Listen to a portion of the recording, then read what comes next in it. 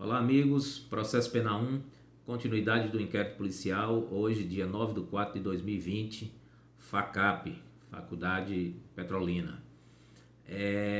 Antes da gente iniciar os estudos referente às formas de instauração do inquérito policial, a gente precisa fazer uma análise do artigo 100 do Código Penal. Vocês já estudaram o Direito Penal 1, o Direito Penal 2, acredito que devem estar agora no Direito Penal 3, analisando a parte especial do Código Penal, a partir do artigo 121, e naturalmente que já viram o artigo 100 do Código Penal. O que é que diz o artigo 100 do Código Penal? Eu vou fazer aqui a leitura para que vocês entendam por que é que a gente só deve iniciar os estudos referentes a formas de instauração do inquérito policial a partir da análise deste artigo 100 do Código Penal. Vejamos então o que é que ele diz. A ação penal é pública, salvo quando a lei expressamente a declara privativa do ofendido. O que é que esse artigo quer dizer para a gente compreender melhor o estudo das formas de instauração do inquérito policial? Perceba que o legislador ele inicia dizendo que a ação penal é pública, ou seja, ele já está antecipando para que a gente compreenda que toda vez que a lei nada disser a respeito da natureza da ação penal, nós estaremos diante de uma ação penal pública incondicionada.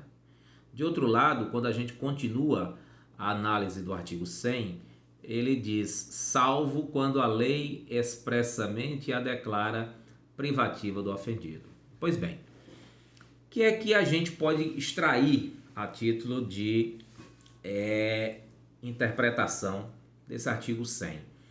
É o seguinte, toda vez que a lei silenciar a respeito da natureza da ação penal, ela será pública incondicionada.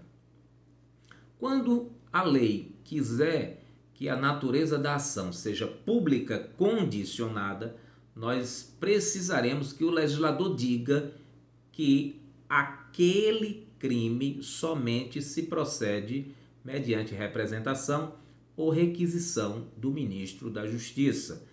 E quando o legislador quiser que a ação penal seja de natureza privada, ou seja, privativa do ofendido, que é a expressão utilizada pelo legislador, ele terá que dizer que a ação penal somente se procede mediante queixa.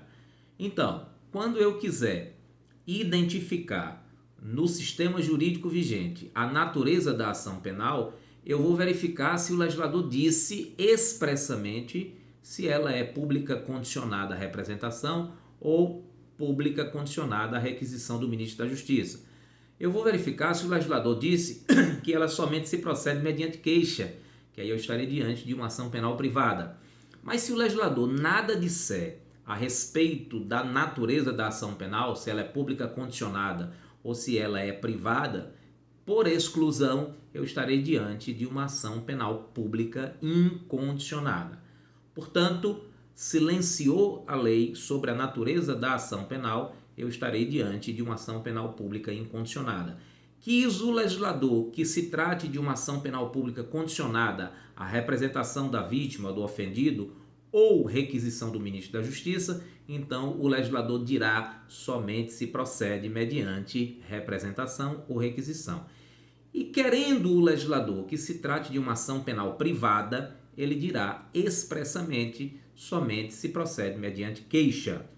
Percebam que quando se fala somente se procede mediante queixa, é que a queixa-crime é o ato processual por meio do qual se instaura a ação penal privada. Por que é que eu estou fazendo essa referência já antecipadamente?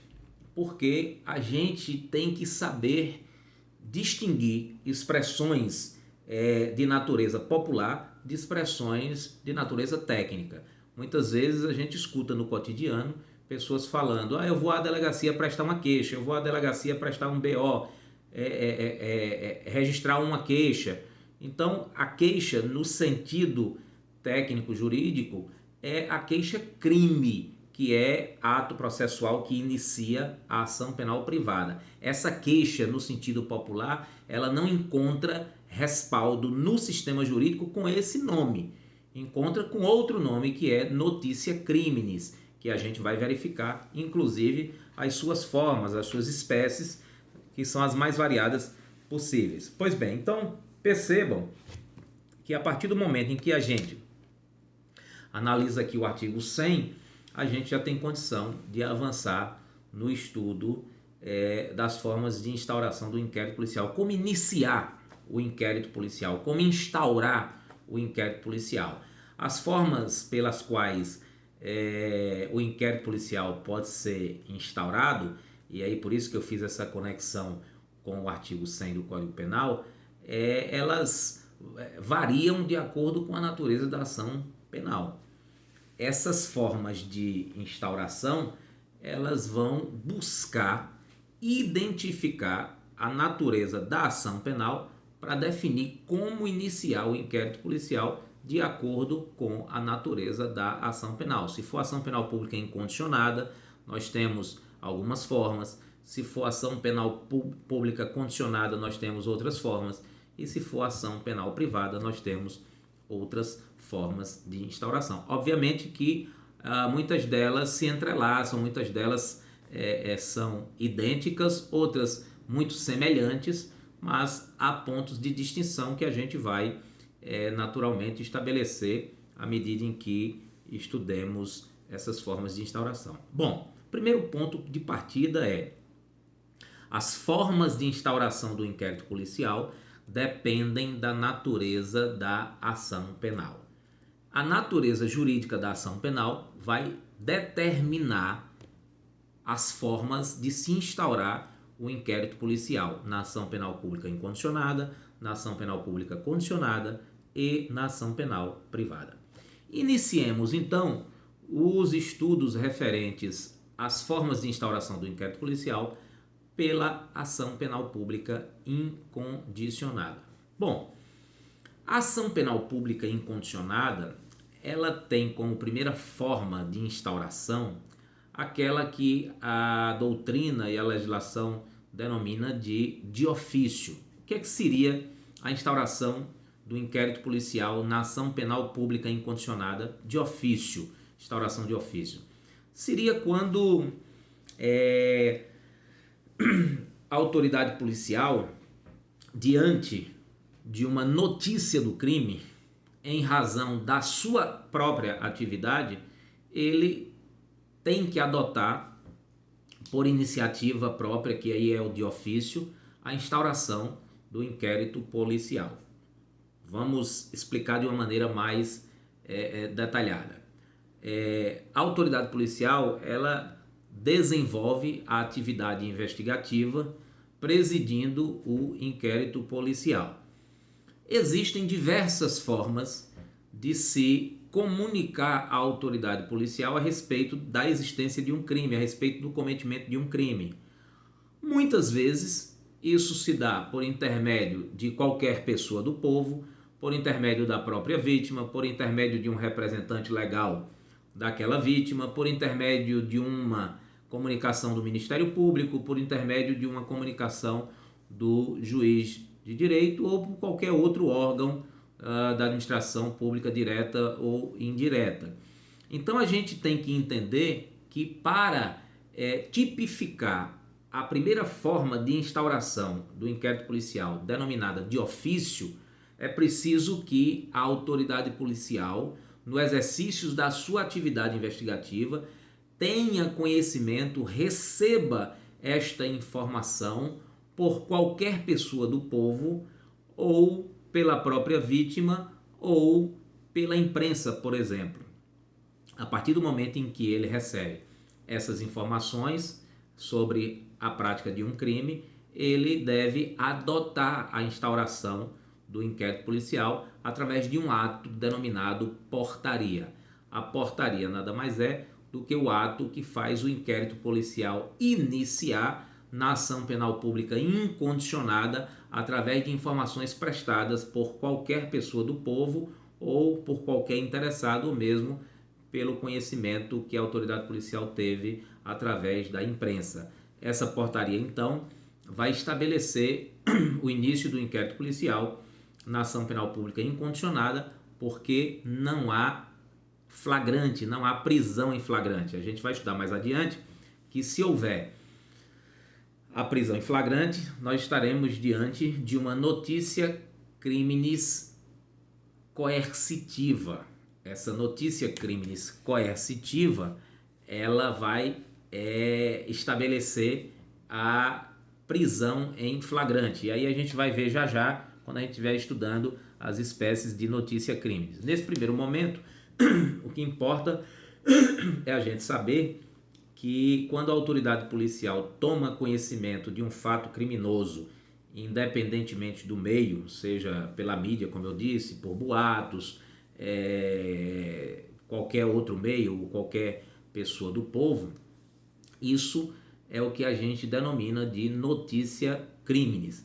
Essa notícia criminis, ela é relativa à ação penal pública incondicionada. E aí, a partir dessa notícia criminis, a instauração do inquérito policial passa a ser admitida de ofício. Veja que nós temos no artigo 5º, parágrafo 3º, a seguinte prescrição: qualquer pessoa do povo que tiver conhecimento da existência de infração penal em que caiba ação pública poderá, verbalmente ou por escrito, comunicá-la à autoridade policial e esta, verificada a procedência das informações, mandará instaurar o inquérito policial.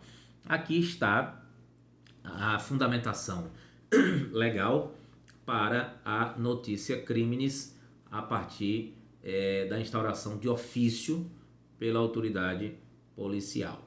E ainda falando da notícia criminis, nós temos algumas espécies ou algumas formas de notícia criminis. Nós temos a notícia criminis de cognição imediata, que é exatamente essa que nós acabamos de reportar, quando a autoridade policial tem conhecimento acerca da existência do crime a partir do exercício das suas atividades rotineiras. Nós temos a notícia criminis de cognição mediata, que é aquela que ocorre quando a autoridade policial toma conhecimento da existência de uma infração penal através de uma requisição do Ministério Público ou da autoridade policial. E aí é importante dizer que a requisição, ela tem um conteúdo de ordem. O que é que isso significa? Significa que, se o juiz ou membro do Ministério Público requisitarem pela instauração de inquérito policial, ao delegado não cabe outra alternativa senão obedecer e instaurar o inquérito policial. Agora, é importante dizer que parte da doutrina sustenta que, excepcionalmente, a autoridade policial pode não instaurar o inquérito quando estiver diante de um fato atípico ou quando a infração penal estiver prescrita. É importante também dizer que não há hierarquia entre o Ministério Público e a autoridade policial, bem como entre o juiz e a autoridade policial.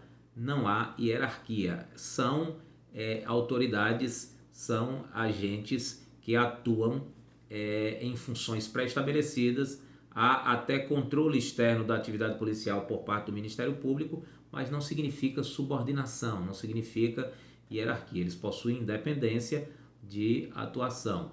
É importante que se saiba disso para não confundir o ato de requisitar como submissão. É uma previsão legal no sentido de que a requisição possui um conteúdo de ordem, e possuindo conteúdo de ordem, aquilo que é requisitado deve ser cumprido conforme previsão legal.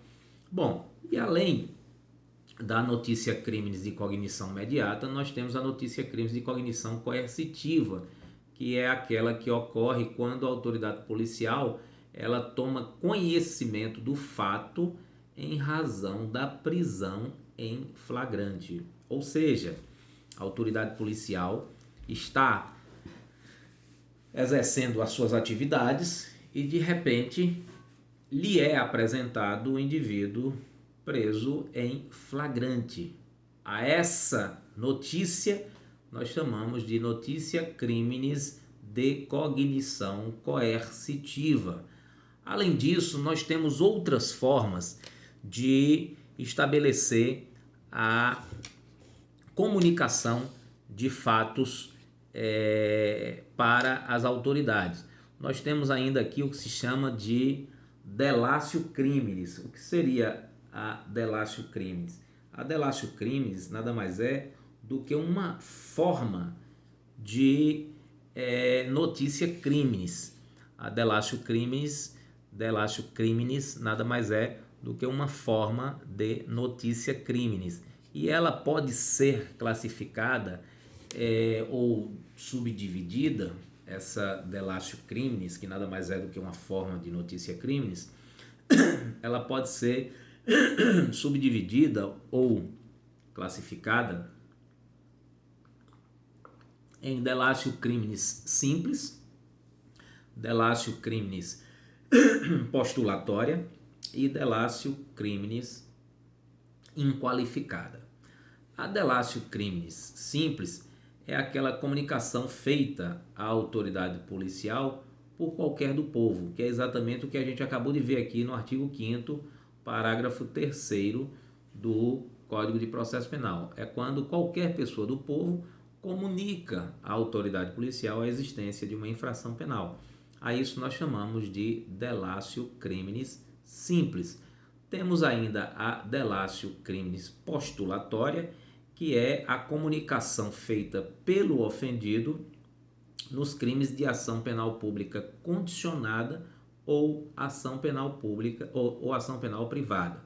Então, toda vez que for feita uma comunicação à autoridade policial pelo ofendido nos crimes de ação penal pública condicionada ou nos crimes de ação penal privada, aí nós teremos a presença da delatio criminis postulatória, porque é o ofendido na ação penal pública condicionada, é o ofendido na ação penal privada, requerendo à autoridade policial a instauração de inquérito policial. E a isso nós denominamos de delatio criminis postulatória, porque há uma postulação. Que postulação seria? Postulando pela instauração do inquérito policial. Postulou pela instauração do inquérito policial o ofendido na ação penal pública condicionada ou na ação penal privada, nós estamos diante da forma de notícia criminis chamada delatio criminis postulatória. E por fim, nós temos a hipótese de delatio criminis inqualificada, que é a chamada denúncia anônima. Ou seja, a comunicação do fato é feita à autoridade policial por qualquer do povo, mas sem a identificação do comunicante. Essa questão da denúncia anônima, ela é muito controversa. Em que sentido? É controversa no sentido de que a Constituição Federal, ela estabelece que há a liberdade de pensamento, porém se veda o anonimato. Ou seja, você tem toda a liberdade de manifestar livremente o seu pensamento, porém o anonimato ele é proibido. E é proibido por quê? Porque se alguém ofende a honra, a dignidade ou qualquer outro atributo da pessoa, isso pode originar o cometimento de um crime, seja uma calúnia, uma difamação, uma injúria ou mesmo uma denunciação caluniosa, que é, através de uma informação falsa, fazer nascer um procedimento investigatório, um processo contra alguma pessoa. Então, é exatamente dentro dessa questão do anonimato que a denúncia anônima ela precisa ser filtrada, ela precisa ser olhada de uma forma mais cautelosa, analisada de uma maneira mais cuidadosa, porque não se pode permitir que, se valendo do anonimato, pessoas incriminem, pessoas criem situações fantasiosas. Então, o que é que nós temos a respeito da possibilidade de instauração do inquérito policial dentro da delatio criminis inqualificada através da denúncia anônima? O que nós temos é que os tribunais, sobretudo o Supremo Tribunal Federal, têm um posicionamento no sentido de que a denúncia anônima ela é aceitável, ela é válida para a instauração do inquérito policial. Porém, o que é que o Supremo Tribunal Federal pondera? Pondera o seguinte: diz ele que a autoridade policial deverá ter cautela de averiguar a denúncia anônima antes de proceder à instauração do inquérito policial, fazer a checagem, o levantamento se aquelas informações trazidas pela denúncia anônima elas realmente são verossímeis, se realmente são verdadeiras. E aí, sendo verdadeiras, anexando outras informações já apuradas a partir dessa denúncia anônima, se pode instaurar o inquérito policial para apuração do fato criminoso delatado ou denunciado dentro da denúncia anônima. Bom, em relação à instauração de ofício, nós esgotamos as possibilidades e agora nós vamos analisar aspectos de instauração do inquérito policial na ação penal pública incondicionada ainda, referentes à requisição do juiz ou do Ministério Público. O que é que nós temos aqui no artigo 5º do Código de Processo Penal? Temos o seguinte: nos crimes de ação pública, o inquérito policial será iniciado mediante requisição da autoridade judiciária ou do Ministério Público. Vejam, a parte inicial do inquérito, a parte inicial do artigo 5º, inciso 2º, diz que nos crimes de ação pública o inquérito policial será iniciado mediante requisição da autoridade judiciária ou do Ministério Público. Essa requisição, que é o que eu falei agora há pouco, ela deve ser obrigatoriamente cumprida pelo delegado. Ele não pode, de forma alguma, recusar o seu cumprimento, porque requisitar é sinônimo de ordem.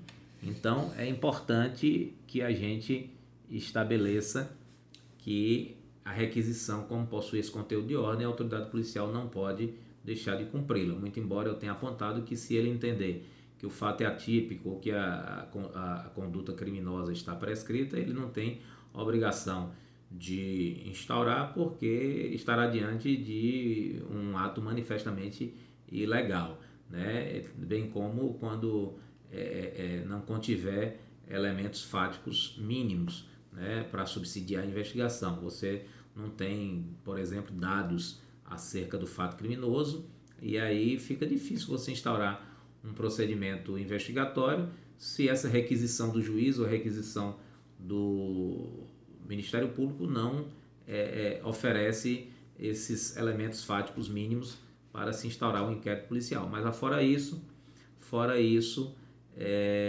deve a autoridade policial instaurar o inquérito policial por se tratar de requisição, e, como disse, requisição possui conteúdo de ordem e ordem deve ser cumprida. Ainda temos, na forma de instauração do inquérito policial, na ação penal pública incondicionada, o requerimento da vítima ou de seu representante legal, que é exatamente a parte final desse artigo 5º, inciso 2º, que eu acabei de ler, referente à requisição do Ministério Público e requisição do juiz ou da autoridade judiciária. E agora a gente vai ver a parte do requerimento do ofendido ou de quem tiver qualidade para representá-lo. Ou seja, na ação penal pública incondicionada, eu posso instaurar um inquérito policial de ofício, quando a autoridade policial tem a notícia criminis através de qualquer meio, em função das suas atividades rotineiras. Eu posso instaurar um inquérito policial na ação penal pública incondicionada por requisição do Ministério Público ou da autoridade judiciária, que é o juiz, e eu posso instaurar o inquérito policial na ação penal pública incondicionada por requerimento da vítima ou de seu representante legal, que é o que está previsto aqui na parte final do artigo 5º, inciso 2º, inciso 2, quando diz ou a requerimento do ofendido ou de quem tiver qualidade para representá-lo. Percebam que o CPP fala em requerimento e não requisição, quando se trata do ofendido ou de quem tenha a qualidade de representante legal. E aí, por conta de falar em requerimento, a doutrina majoritária entende que, diante de requerimento do ofendido ou do representante legal, diferentemente da requisição, a autoridade policial não estará obrigada a instaurar o inquérito policial. Vejam, diante de requisição do Ministério Público ou do juiz, o delegado deve instaurar o inquérito policial, exceto naquelas situações que a gente já apontou. Diante de requerimento do ofendido ou do seu representante legal, a autoridade policial não é obrigada a instaurar o inquérito policial. E mais ainda, é importante dizer que quando há requerimento por parte do ofendido, que é a vítima, ou do seu representante legal, ele precisa cumprir os requisitos do artigo 5º, parágrafo 1º do Código de Processo Penal, que são os seguintes: o requerimento a que se refere o número 2 conterá sempre que possível a narração do fato, com todas as suas circunstâncias, a individualização do indiciado ou sinais característicos e as razões de convicção ou de presunção de ser ele o autor da infração ou os motivos da impossibilidade de o fazer, a nomeação de testemunhas com indicação de sua profissão e residência. O que é que o legislador pretendeu com isso? Pretendeu exigir do ofendido ou do seu representante legal, na instauração do inquérito policial na ação penal pública incondicionada, que ele ofereça elementos fáticos mínimos para subsidiar a instauração do inquérito policial. Se ele não oferece esses elementos mínimos que estão aqui descritos no artigo 5º, parágrafo 1º, isso gerará uma dificuldade para a instauração do inquérito policial diante da falta de elementos que deem suporte à investigação. Então é importante que se cumpra essa previsão do artigo 5º, parágrafo 1º. Também nós temos uma questão que precisa ser trabalhada aqui, que é referente ao indeferimento do requerimento para a instauração do inquérito policial. Nós já fizemos aqui uma distinção que requerimento não possui a mesma natureza de requisição. Portanto, requisição é ordem e requerimento é tão somente um pedido, um pleito, que não necessariamente tem que ser atendido pela autoridade policial para a instauração do inquérito. Porém, o próprio legislador criou mecanismos de submeter ou para submeter esse indeferimento da instauração do inquérito policial ao chamado chefe de polícia. Em alguns estados é o delegado-chefe, em outros estados é secretário da Segurança Pública, cabendo um recurso administrativo para essa autoridade, o chefe da polícia, conforme está aqui no artigo 5º, parágrafo 2º, do despacho que indeferir o requerimento da abertura do inquérito, caberá recurso para o chefe da polícia. Embora a autoridade policial não esteja obrigada a instaurar o inquérito policial diante de requerimento do ofendido ou do seu representante legal, é possível que, não instaurando, se interponha um recurso administrativo para o chefe da polícia reavaliar se a não instauração estava correta ou não. É um mecanismo que existe dentro da estrutura legislativa brasileira para nós termos uma segunda opinião a respeito da decisão da autoridade policial. E é importante dizer, indeferimento para a instauração do inquérito policial do requerimento do ofendido ou do seu representante legal não se confunde com arquivamento de inquérito policial. Indeferimento do requerimento é uma coisa e arquivamento do inquérito policial é outra coisa absolutamente diferente e que a gente vai estudar mais adiante, inclusive com as alterações promovidas pelo pacote anticrime que estabeleceu algumas variáveis a respeito, por exemplo, do pedido de arquivamento por parte do Ministério Público, que em tese não passaria mais pelo crivo do Poder Judiciário essa análise sobre o arquivamento, que já iria direto para o próprio Ministério Público, coisa que não acontecia antes da reforma, que a gente vai analisar de maneira detalhada. Só nesse momento, para vocês não confundirem indeferimento do requerimento para a abertura do inquérito policial com arquivamento do inquérito policial. A autoridade policial pode indeferir o requerimento de instauração do inquérito, o requerimento de abertura do inquérito, mas a autoridade policial não pode, em nenhuma hipótese, determinar o arquivamento do inquérito policial. Isso vai ser estudado mais adiante, mas só para vocês já fixarem essa informação. Bom, ainda temos como forma de instauração do inquérito policial na ação penal pública incondicionada o auto de prisão em flagrante, que nada mais é do que a notícia criminis de cognição coercitiva, ou seja, quando o indivíduo está preso em flagrante delito, o auto de prisão em flagrante delito é uma forma de iniciar o inquérito policial. Embora essa hipótese do auto de prisão em flagrante não conste expressamente no rol do artigo 5º do Código de Processo, mas trata-se de uma hipótese clássica de instauração do inquérito policial e, inclusive,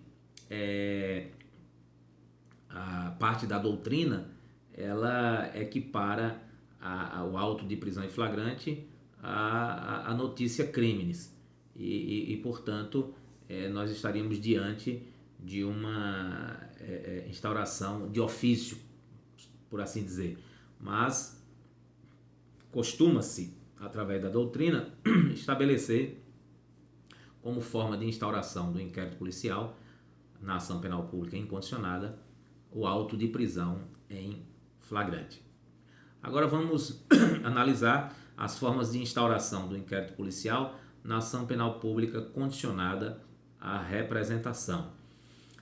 A ação penal pública condicionada à representação é aquela que, embora deva ser ajuizada pelo Ministério Público, ela depende da representação da vítima. Seria essa representação da vítima?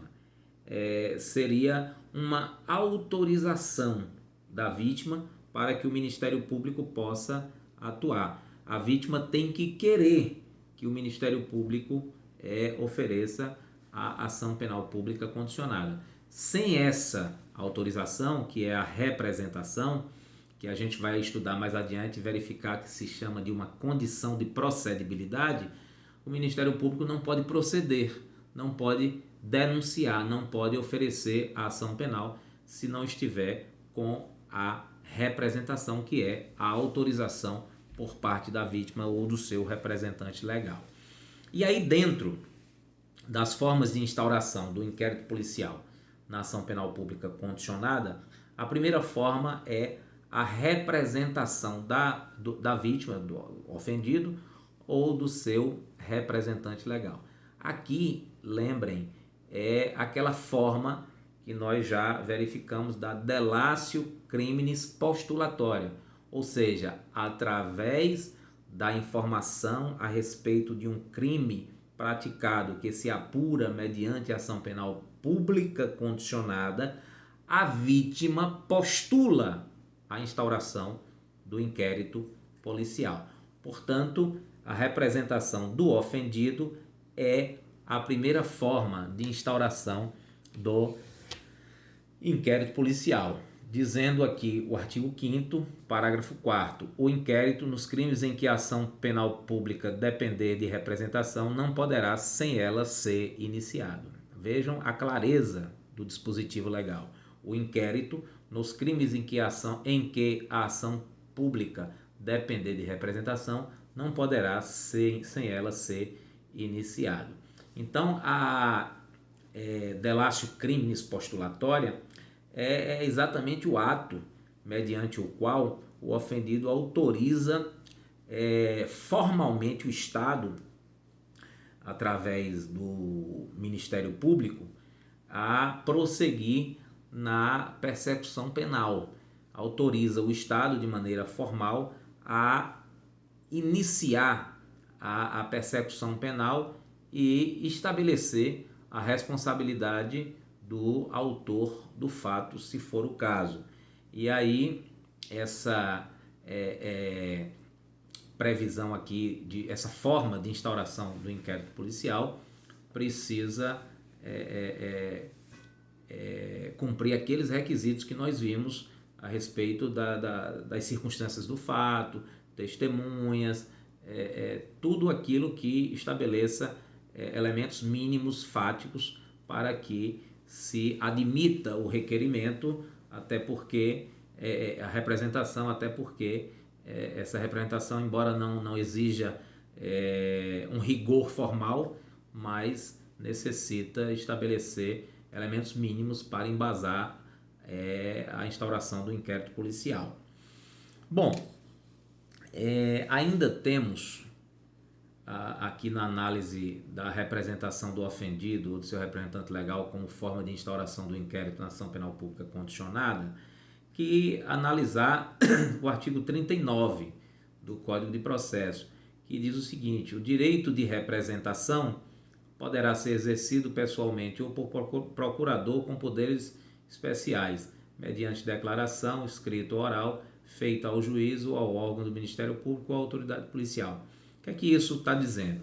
Esse artigo 39, ele está dizendo que o direito de representar, ou seja, o direito de pedir à autoridade policial, de autorizar formalmente a autoridade policial a instaurar o inquérito policial, ele pode ser feito tanto pela vítima, que é o ofendido, como por intermédio do seu representante legal, ou ainda através de procurador, através de advogado com poderes especiais e mediante declaração escrita ou oral feita ao juiz, ao órgão do Ministério Público ou diretamente à autoridade policial. É exatamente a previsão do artigo 39. Caso a vítima não exerça o seu direito de representação, e é importante dizer que esse direito de representação ele deve ser exercido no prazo de 6 meses, contados esses 6 meses da data em que a vítima ou seu representante legal venha a saber quem foi o autor do fato criminoso, que se apura mediante ação penal pública condicionada à representação. Então, entre a data em que a vítima veio a saber quem foi o autor do fato criminoso e a representação, se passar de 6 meses, ocorrerá um fenômeno que se chama de decadência. A vítima ou seu representante legal decairá do direito de representar contra o autor do fato, porque não exerceu esse direito dentro do limite de 6 meses estabelecido pela legislação, que é exatamente o que a gente pode inferir da leitura do artigo 38. Vejam, salvo disposição em contrário, o ofendido ou seu representante legal decairá no direito de queixa ou de representação se não o exercer dentro do prazo de 6 meses, contado do dia em que veio a saber quem é o autor do crime. Então, o marco temporal para a contagem do prazo de 6 meses, que é decadencial, é a data em que o ofendido ou seu representante legal descobrem quem foi o autor do crime, o autor do fato. Descoberto ou sabe quem foi o autor do crime, aí começa a contar o prazo decadencial de 6 meses, que se não for respeitado, fará com que o ofendido ou seu representante legal percam o direito de perseguir a infração criminal através da instauração do inquérito policial. Ainda na ação penal pública condicionada, nós temos a possibilidade de instauração do inquérito policial através da requisição do juiz ou do membro do Ministério Público. O raciocínio é o mesmo que nós empregamos na ação penal pública incondicionada e também temos a possibilidade de instauração do inquérito policial na ação penal pública condicionada mediante auto de prisão em flagrante, com uma observação que vai distinguir da ação penal pública incondicionada. Que observação seria? É que para a validação do auto de prisão em flagrante, há a necessidade de que dentro de 24 horas, a vítima estabeleça que quer que seja instaurado o inquérito policial e, portanto, determinada a prisão através do auto de prisão em flagrante. E ainda temos como possibilidade de instauração na ação penal pública condicionada à representação a requisição do ministro da Justiça.